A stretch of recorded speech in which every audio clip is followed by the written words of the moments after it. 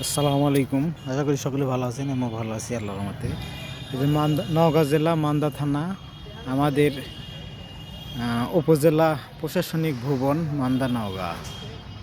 এই যে উপজেলা, আমাদের মান্দা উপজেলা।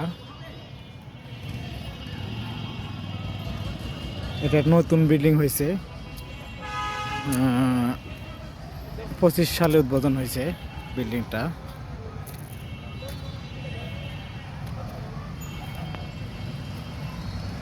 উপজেলা পুরোটাই এই যে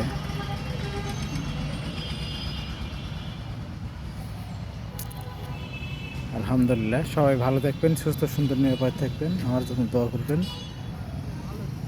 মান্দা উপজেলা।